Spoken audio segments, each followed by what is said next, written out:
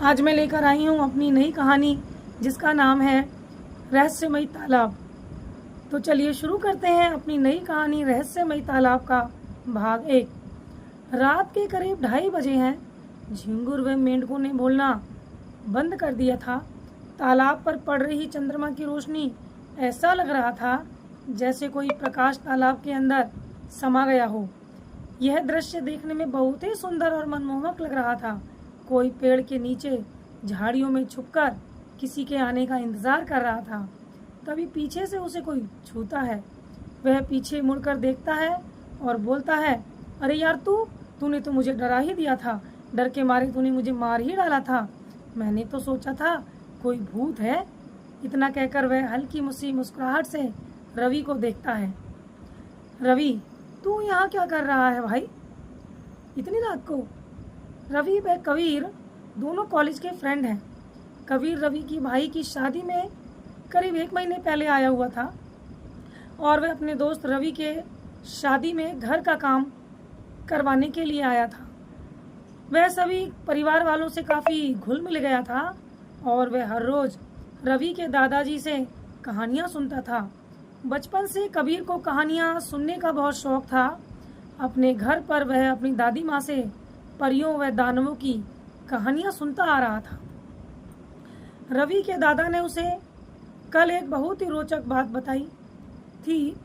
रवि के दादा ने उसको बताया था कि जब वह जवान थे तब वह जेठ माह की 10वीं को तालाब में परियों का नाच गाना देखा करते थे। परियां करीब 3 बजे तालाब पर आसमान से उतरकर नाच गाना करती थी, लेकिन उसके दोस्त ने एक बार उन परियों के पास जाकर उनसे कुछ बोल दिया। तब से वो लेकर और अब तक और आज तक वो जीवित है, लेकिन मेरा दोस्त गूंगा और बहरा हो गया था। आज वही रात थी। करीब दादाजी की कहानियाँ वही पहले वाली सुना रहे थे। कबीर दादाजी की कहानी की सच्चाई जानने के लिए आज यहाँ तालाब से कुछ दूर झाड़ियों में छुपकर परियों के आने का इंतज़ार कर रहा था।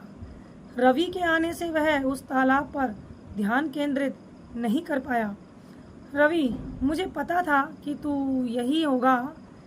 जब मैंने तुझसे तेरी चारपाई पर नहीं देखा, पहले तो मैंने तुझे बाथरूम, छत, बाहर सभी जगह ढूंढा। फिर जब तू मुझे नहीं मिला तब मुझे कल की बात याद आई जो तूने मुझसे कल कही थी। तूने कहा था कि कल वो अमावस की रात है, मैं परियों का नाच देखने जाऊंगा। कबीर, तू सब बात छोड़, मुझे टाइम बता क्या हुआ है। रवि, 2:50 हुए हैं। कबीर, उनके आने का समय हो गया। रवि, तू घर चल, मैं इन पुरानी बातों पर विश्वास नहीं करता। कबीर, पुराने बुजुर्गों की बातें सच्ची होती हैं, मुझे तो भरोसा है। रवि, अगर आज परियां नहीं आई तो तू मुझे 500 रुपये देना, और यदि परियां आती हैं तो मैं तुझे 1000 रुपये दे दूंगा। कबीर, अरे यार शर्त मत लगा, क्योंकि शर्त में हमेशा तू ही जीतता आया है। रवि थोड़ी सी मुस्कुराता हुआ बोला, डर गया ना? अगर तुझे शर्त मंजूर नहीं तो मेरे साथ घर चल। कबीर कुछ देर सोचकर बोला, चलो देखा जाएगा। या तो 500 रुपये गए या 1000 रुपये आए, दोनों हाथ मिलाकर शर्त को मंजूर कर लेते हैं। वह दोनों तालाब पर नजरें गड़ाए बैठे थे। तभी कबीर की नज़र आसमान में पड़ी। उसने देखा कि आसमान से धरती की ओर कुछ सफ़ेद रंग की वस्तु आ रही थी। कबीर धीमी आवाज में रवि से बोला, वो देख, आसमान से कोई आ रहा है धरती की तरफ। कबीर भी रवि की तरह आसमान में देखता है और वह भी वस्तु धीरे धीरे उसे भी साफ साफ दिख रही थी। और वह वस्तु जो आ रही थी वो एकदम धीरे धीरे साफ हो गई थी। कुछ ही मिनटों के समय के बाद जो नज़ारा उन दोनों ने देखा, उन दोनों के होश उड़ गए। जिसको वह कोई वस्तु समझ रहे थे, असल में वह सफ़ेद रंग के घोड़े थे जिनकी पीठ पर चांदी की बग्घी में कोई बैठा नजर आ रहा था। जैसे जैसे बग्घी करीब आ रही थी वैसे वैसे तालाब का पानी सूखता जा रहा था। ऐसा लग रहा था मानो जैसे तालाब जमीन बन गया हो और पानी सूख गया हो, जैसे कोई पानी से बाहर आ रहा हो। यह सब बेहद ही रोमांचक व डरावना भी था, जिसे देखकर इन दोनों के पसीने छूट रहे थे। पानी के नीचे से पठार निकलकर आ गया। उस पठार के अंदर गुफा बनी हुई थी। उस गुफा से अजीब से प्राणी निकलकर बाहर आ रहे थे।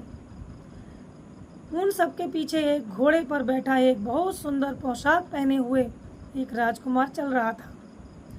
परियों की बग्घी उस पठार पर आकर रुक जाती है। परियों के सेवक वहां पर सोने से बने सोफे बिछा देते हैं। एक प्रकार से वह उस राजकुमार के लिए सिंहासन लगाते हैं। वह सुंदर सुंदर कालीन नीचे बिछा रहे होते हैं।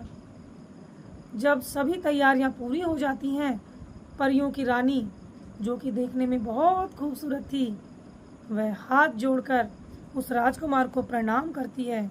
दूर सिर्फ उनकी बॉडी मूवमेंट ही दिख रहे थे, साफ साफ कुछ नहीं दिख रहा था। तो आज के लिए बस इतना ही, और इसके अगले भाग का इंतज़ार कीजिए, जिसमें मैं आपको आगे की कहानी सुनाऊंगी। और आज के लिए बस इतना ही। धन्यवाद।